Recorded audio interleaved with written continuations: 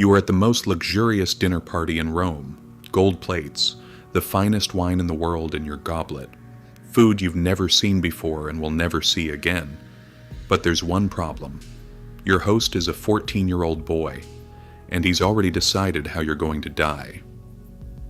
Welcome to Elagabalus's table, where the food is deadly and the flowers are lethal.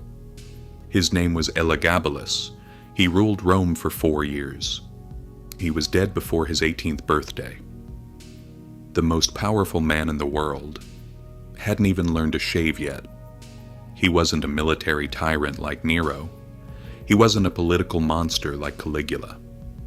Caligula's madness was personal. Nero's cruelty was his own. Elagabalus tried to change the soul of Rome itself, and what he did was so disturbing that when they finally killed him, they dragged his body through the streets and threw it in the river. They wanted to erase his name from history. They came very close, but you can't forget someone this disturbing. You can only pretend. The boy who would become Elagabalus was born around 204 AD in Emesa, a Syrian city now known as Homs. His birth name was Varius Avitus Bassianus. He was never supposed to be emperor. He was supposed to be a priest. From childhood he served as the high priest of a Syrian sun god called Elagabal. Not Jupiter, not Mars, not any god Romans had ever heard of. A local deity whose physical form was a large black conical stone, a meteorite that the people of Emesa believed had fallen from heaven. The boy performed rituals for this stone. He danced for it, he dressed in silk robes and jewels to honor it. He was, by all accounts, genuinely devoted. But he was also connected to power through his grandmother, Julia Maesa, a woman who had spent decades inside the machinery of Roman imperial politics, a woman who understood exactly what that black stone could be worth in the right hands. Her hands. When Emperor Caracalla was assassinated in 217 AD, his replacement, a prefect named Macrinus, was incompetent. He lost battles. He signed humiliating treaties. Julia Maesa saw her opportunity. She spread a rumor among the troops stationed near Emesa. This boy, this handsome young priest, was Caracalla's illegitimate son, the true heir to the throne. Was it true? Almost certainly not. But the soldiers didn't care about the truth. The legions declared him emperor. And just like that, a 14-year-old Syrian priest was marching toward Rome to claim the most powerful throne in the world. But here's what Romans saw when he arrived. Not a general, not a statesman, not a Roman. A boy in silk robes, painted face, covered in jewels, dancing for a god they had never heard of, walking into their city like he owned it, because he did. The first thing Elagabalus did when he arrived in Rome was not address the Senate, not inspect the legions. He built a temple on the Palatine Hill, the most sacred ground in Rome. He installed his black stone at the center of a grand new sanctuary. And then he told Rome to worship it, not alongside Jupiter, not as one god among many. He declared Elagabal the supreme deity of the entire Roman Empire, above Jupiter, above Mars, above every god Romans had prayed to for 1,000 years. Everyone was told to bring their sacred objects to the new temple so that Elagabal could be the only god all people worshipped. Imagine being a Roman citizen watching this. Your empire has stood for centuries on the back of its gods. And now a 14-year-old boy from Syria is telling you that your gods are finished. Every summer solstice, he held a procession through the streets of Rome. 6 massive white horses carried the meteorite. No one held the reins. The chariot moved as if the god itself were in control.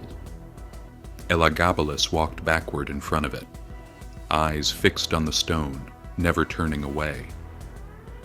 And then came the Vestal Virgins, the most sacred women in Rome, priestesses who had taken vows of absolute chastity. Their virginity was Rome's spiritual guarantee. If a Vestal broke her vow, she was buried alive. Elagabalus took one as his wife. He married the Vestal Aquilia Severa, publicly, officially, knowing it was the most profound religious violation he could commit. He later divorced her, married someone else, then married her again, as if the sacred institution of the Vestals was just another toy to pick up, throw away, and pick up again when he got bored, his own dinner table. Elagabalus loved dinner parties the way other emperors loved military campaigns. 600 ostrich brains served in a single course, camel feet, flamingo tongues, honeyed dormice, dishes so rare that preparing them could have fed entire neighborhoods of Rome. But the food wasn't the point. The food was just the stage. It started small, almost funny. He invented what historians believe was the world's first whoopee cushion, air-filled leather pouches placed on the dining couches. As guests reclined to eat, slaves would secretly release the air. The guests would slowly sink under the table while the emperor howled with laughter. Childish, stupid, except this teenager controlled legions. He started serving fake food. A senator sits down to a lavish meal and finds his plate filled with replicas. Wax or glass or marble or stone. Perfect imitations. Impossible to eat. You can't leave. You can't complain. You can't even stop smiling. Because the boy who's humiliating you has the power to end your life. The same boy who played childish games in the palace gardens that afternoon was laughing as Rome's most respected senators suffocated at his dinner table that evening. This wasn't madness. This was a childhood with no limits and no consequences. And late at night, after his guests were drunk and sleeping, he sent in the animals, lions, leopards, bears. They were trained. But a senator waking from a wine-stupid sleep to find a full-grown lion standing over his bed doesn't know that. And the fear is overwhelming. Some of them died from the shock itself. And Elagabalus, listening to the screams echo through the palace corridors, thought it was the funniest thing he'd ever heard, and the most deadly. He had a mechanism built into the ceiling of his banqueting room, a reversible panel that could be opened from above. During a feast at the emperor's signal, the panel would open, and flowers would rain down on the guests. Not a sprinkle, not a gentle shower, an avalanche. Tons of rose petals and violets pouring from above in a thick, endless cascade. The room fills. The petals pile up around the guests' legs, their waists, their chests. The perfume becomes overwhelming. The weight becomes crushing. The beauty becomes a weapon. Guests try to push through the petals, try to reach the doors. But the flowers keep coming. The room is sealed. The emperor is watching from his elevated platform, safe above the flood, watching his guests struggle as the petals close in around them. Several did not survive. At what point, as tons of rose petals pour down on you, do you realize this isn't a joke? It's an execution. It didn't stop him. The next week there was a suffocating. There was another banquet, another game, another prank. Because for Elagabalus, the line between comedy and killing wasn't blurred. It didn't exist. Julia Maesa could read the room. She had survived decades of imperial politics, and she knew that Elagabalus was finished. The Senate hated him. The army despised him. The people of Rome were running out of patience. So Maesa did what she had done before. She found a replacement. His name was Alexander Severus, Elagabalus's cousin. Younger, quieter, more pliable. The kind of boy who would not suffocate dinner guests with flower petals. Think about what that feels like. To be condemned to death, not by an enemy, not by a rival, not by a soldier, by your own grandmother. Elagabalus could see what was happening. He attempted to have Alexander killed. Multiple times. Poison, assassination, direct orders to the Praetorian Guard. Nothing worked. The guard refused. And it wasn't the boy who served them fake food and threw lions into their bedrooms. The teenager who had terrorized Rome with his pranks was now the one being terrorized. March 11th, 222 AD. The Praetorian Guard turns on Elagabalus. Soldiers storm the palace. The emperor tries to hide. Some accounts say he was found in a latrine. The boy who had eaten from golden plates, pressing himself against the walls of a toilet, hoping the men with swords wouldn't find him. They found him. They killed him. He was 18 years old. His mother died with him, Julia Soemius, the woman who had defended him through every scandal, the protector and the protected, killed together.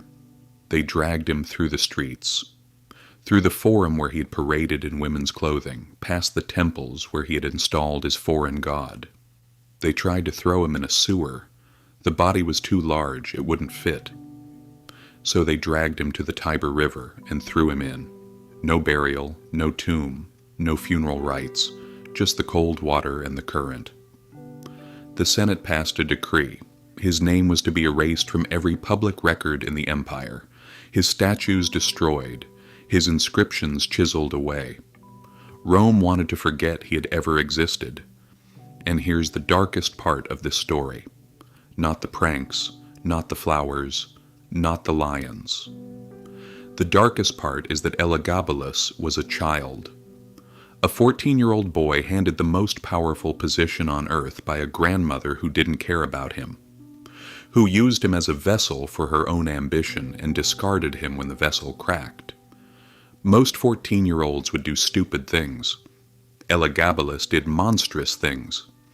But the line between stupid and monstrous gets very thin when there are no adults in the room willing to draw it. When Rome threw him in the river, they weren't just disposing of a body.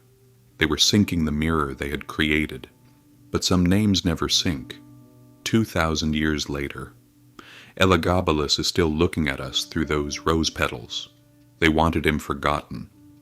But you can't forget someone this disturbing. You can only pretend he didn't exist.